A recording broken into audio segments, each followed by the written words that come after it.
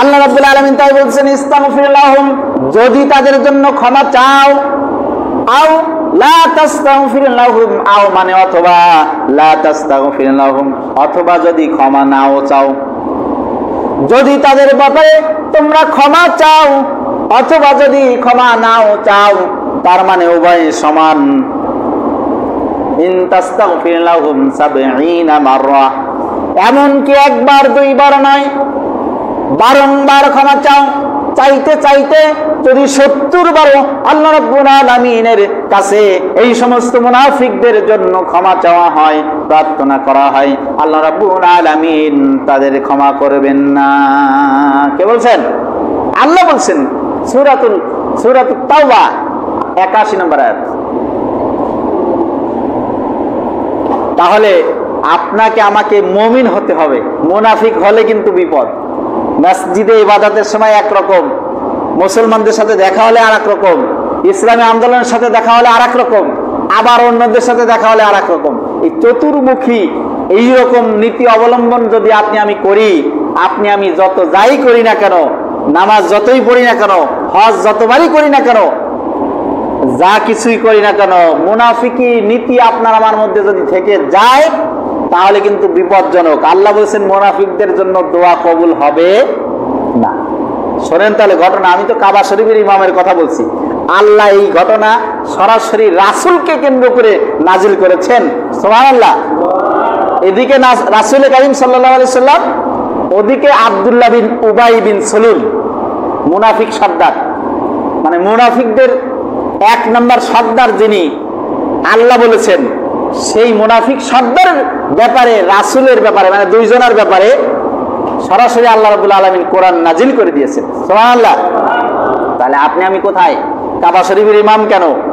ওই আব্দুল্লাহ ইবনে উবাইকে, সময় তো খুব কম, যাব না, যেতে পারবো না বেশি দূর, সংক্ষেপে একটু বলি। এই আব্দুল্লাহ বিন উবাইকে রাসূলের নিজের জামা, নিজের গায়ের জামা খুলে দিয়েছেন ওই আব্দুল্লাহ বিন উবাইয়ের কাফনের কাপড় করার জন্য। সুবহানাল্লাহ বলতে পারলেন না? রাসূল কারীম সাল্লাল্লাহু আলাইহি ওয়াসাল্লাম নিজের জামা খুলে দিয়েছেন আব্দুল্লাহ বিন উবাইয়ের কাফনের কাপড় করার জন্য। আব্দুল্লাহ বিন উবাই যখন মারা গেল, তার ছেলে ছিল আব্দুল্লাহ। আব্দুল্লাহ এসে বলল, ইয়া রাসূলুল্লাহ, আমার পিতা তো মারা গেছেন। তাবুক যুদ্ধ থেকে নবী করিম সাল্লাল্লাহু আলাইহি ওয়াসাল্লাম ফিরে এসেছেন, তখন বললেন, ইয়া রাসূলুল্লাহ, আমার পিতা মারা গেছেন, তবে আমার একটা দাবি আছে। কারণ সে ছিল ভালো মুসলিম, মুনাফিক না, আসলেই মুমিন ছিল আব্দুল্লাহ ছেলে, মানে উবাইয়ের ছেলে। বলল, ইয়া রাসূলুল্লাহ, আমার একটা আবদার আছে। আপনার সারা জীবন আপনার সাথে ওঠা বসা করেছে আমার আব্বা, চলাফেরা করেছে, সুতরাং আপনার পরিহিত ব্যবহৃত একটি পোশাক আমার আব্বুকে দিবেন। শেষবারের মতো আমি আমার পিতাকে আপনার জামা দিয়ে কাফনের কাপড় হিসাবে পরিয়ে দিব এবং কবরে রাখবো। আর আল্লাহর রাসূল মেনে নিলেন এবং নিজের একটা জামা খুলে দিলেন, বললেন যে নাও, এটা নিয়ে তার কাফন পরাও।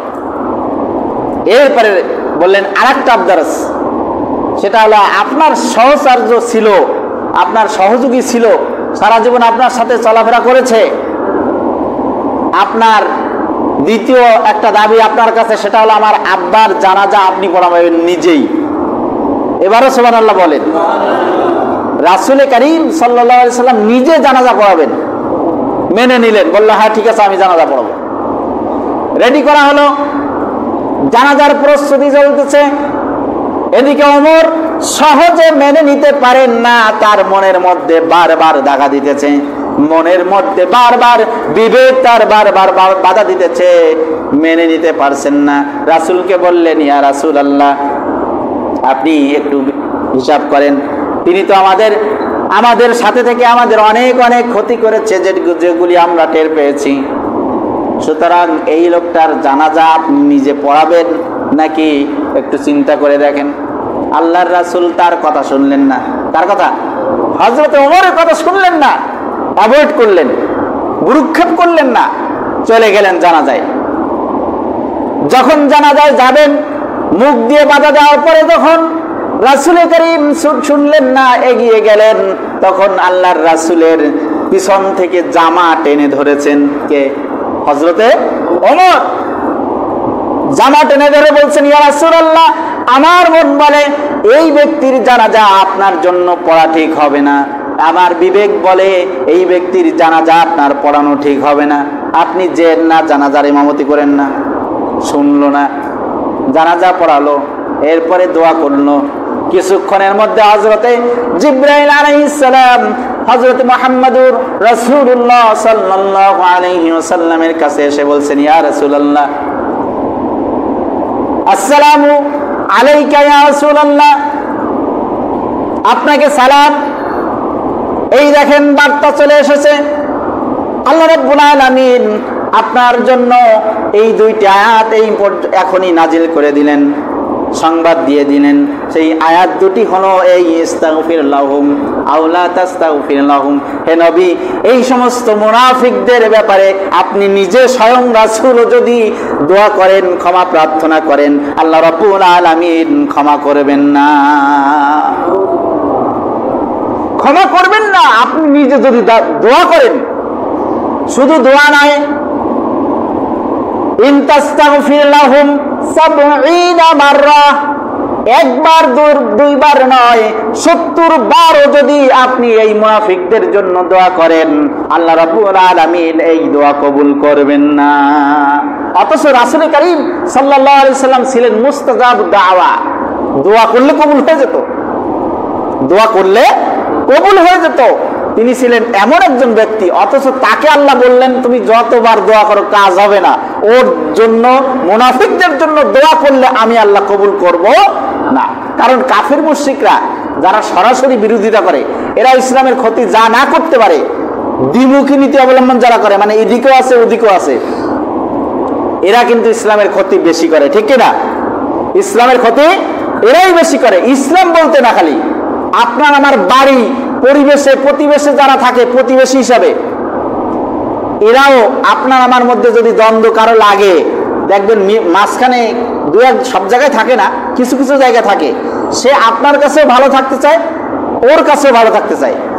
ওনাকে যে বলে কি তোমার নামে না অমক এই বলছে, জানো তুমি, আবার এখান থেকে গিয়ে বলে তোমার ব্যাপারে অমক কি বলেছে শুনেছো নাকি, তোমার ব্যাপারে এই বলেছে। সুতরাং মাঝখান থেকে ওই লোকের কাছেও সে ভালো থাকলো, এই লোকের কাছেও ভালো থাকলো, মাঝখান থেকে ওভার ওয়াল টপকিয়ে দুইজনে মারামারি হয়, আর মনে মনে হাতে তালি দেয়, আছে না আছে না আছে না?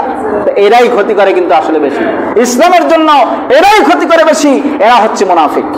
আল্লাহ রাব্বুল আলামিন তাই বললেন, ইস্তাগফির লাহুম যালিকা বিআন্নাহুম কাফারু বিল্লাহি ওয়া রাসূলি। এই মুনাফিক যারা, এরা হলো কাফের। মুনাফিকরা কি? কাফের। কাফারু কুফরি করে, বিল্লাহি আল্লাহর সাথে, ওয়া রাসূলিহি তার রাসূলের সাথে। যতই আপনার পিছনে নামাজ পড়ুক না কেন, যতই আপনার হাতে হাত রেখে বায়াত গ্রহণ করুক না কেন, এই আব্দুল্লাহ বিন উবাই নয়, শুধু যুগে যুগে যত আব্দুল্লাহ বিন উবাইয়ের উত্তরসূরি আসবে সবাই কাফের এবং মুনাফিক। তারা আল্লাহ এবং রাসূলকে অস্বীকার করে। হুজুর আবার রাজনীতি লাগে, হুজুররা খাবে দাবে মসজিদে চারাক দেবে নাকি, এরকম বলে না অনেক জায়গায়, মানে মোমবাতি দেবে, খাবে দাবে মসজিদে চারাক দেবে, মোম দেবে, আজান দেবে, নামাজ পড়বে, শেষ, হুজুর গবার দায়িত্ব শেষ। হুজুর গবারের এই রাজনীতির দরকার কেন? এটাও মুনাফিকদের কথা। কাদের কথা? কারণ রাসূল করিম সাল্লাল্লাহু আলাইহি ওয়াসাল্লাম নিজেই রাজনীতি নয়, শুধু রাষ্ট্রপ্রধানও ছিলেন, ঠিক না? এজন্য যারা বলে ইসলামে আবার রাজনীতি কেন, হুজুররা আবার এই রাজনীতি দলাদল, আরে বেটা রাজনীতি তো কোরআনটাই রাজনীতি। এটা শুধু মসজিদের জন্য না, এটা টোটাল বিশ্বের জন্য, পৃথিবীবাসীদের জন্য আল্লাহ রাব্বুল আলামিন এটা দিয়েছেন। সুতরাং এটা দিয়েই পৃথিবী পরিচালিত হওয়ার বা মানে করার প্রচেষ্টা আপনাকে আমাকে করতে হবে। এই প্রচেষ্টায় আপনি আমি যদি সামিল থাকি, আপনি আমি মুমিন। আর যদি এই প্রচেষ্টার বিরোধিতা করি, আপনি আমি মুমিন নয়। সে যতবার হজ করি, যতবার তাহাজ্জুদ গুজারি হই, আর যত বড় বুজুর্গ হই, আপনি আমি তাহলে মুসলমান থাকবো না, হয়ে যাব মুনাফিক। আর আল্লাহ বললেন মুনাফিক এরাই যারা আল্লাহ এবং রাসূলের সাথে কুফরি করে। পরের আয়াতে আল্লাহ রাব্বুল আলামিন বললেন ওয়ালা তুসাল্লি, শুধু দোয়া করবেন না বললাম, এবার আরো শক্ত করে বলে দিলাম ওয়ালা তুসাল্লি, আপনি এদের ব্যাপারে নামাজেও দাঁড়াবেন না, এদের জন্য কখনো জানাজার নামাজ পড়বেন না। বিষয়টা বুঝছেন? নাউজুবিল্লাহ বলতে পারলাম না। আপনার আমার জন্য এই নির্দেশনা বহাল রেখেছেন আল্লাহ রাব্বুল আলামিন কিয়ামত পর্যন্ত। ওয়ালা তুসাল্লি আলা আহাদিম মিনহুম, তাদের মধ্য থেকে কোনো কার জন্য আপনি জানাজার নামাজেও দাঁড়াবেন না। কি বললেন? আল্লাহ বললেন মাতা আবাদা, যখন তারা মারা যাবে, এদের এই গ্রুপ অর্থাৎ মুনাফিকদের দলভুক্ত মুনাফিকদের দোসর যারা, মুনাফিকদের নমুনা যাদের মধ্যে আছে, এরা মারা গেলেও এদের নামাজের জানাজায় আপনি দাঁড়াবেন না। এটা কি শুধু রাসূলকে কেন্দ্র করে? রাসূলকে সাময়িক অর্ডার করেছেন নাজিলের মাধ্যমে, কিন্তু গোটা পৃথিবীবাসীদের জন্য কিয়ামত পর্যন্ত এই অর্ডার থাকবে এবং আছে। এবং রাসূল কারীম সাল্লাল্লাহু আলাইহি ওয়াসাল্লাম এর পর থেকে আর কখনো কোনো মুনাফিক তো দূরের কথা, মারা গেলে আগে শুনতেন এই লোক কি করত, এই লোকের চরিত্র কেমন ছিল, এই ইসলামের ব্যাপারে কি মন্তব্য তার মতামত ছিল, এর চালচলন কেমন ছিল। যদি দেখতো যে চরিত্র ভালো নয়, ফুলের মতন পবিত্র, নারী কেলেঙ্কারিতে জড়িত, এরকম যদি হতো নামাজ পড়তেন না।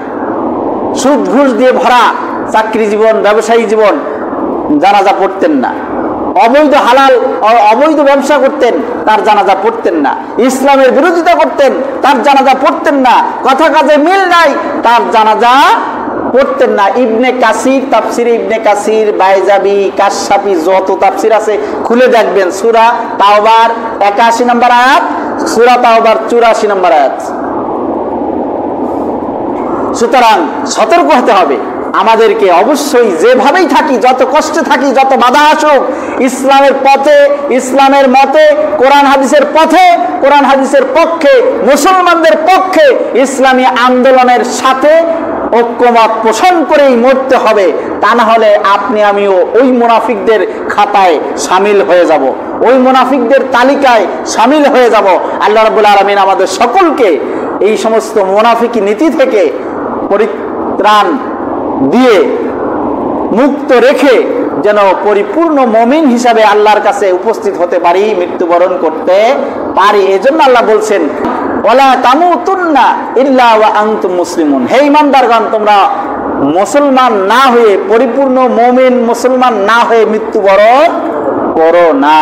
সুতরাং আল্লাহ রাব্বুল আলামিন আমাদের সকলকে ইসলামের সাথে একমত পোষণ করে, ইসলামী আন্দোলনের সাথে সম্পৃক্ত থেকে, কোরআন হাদিসের আন্দোলনের সাথে ঐক্যমত পোষণ করে আমরা যেন মরতে পারি, দুনিয়ায় চলতে পারি। আল্লাহ রাব্বুল আলামিন সেই তৌফিক আমাদের সকলকে দান করুন। সকলে বলে আমিন।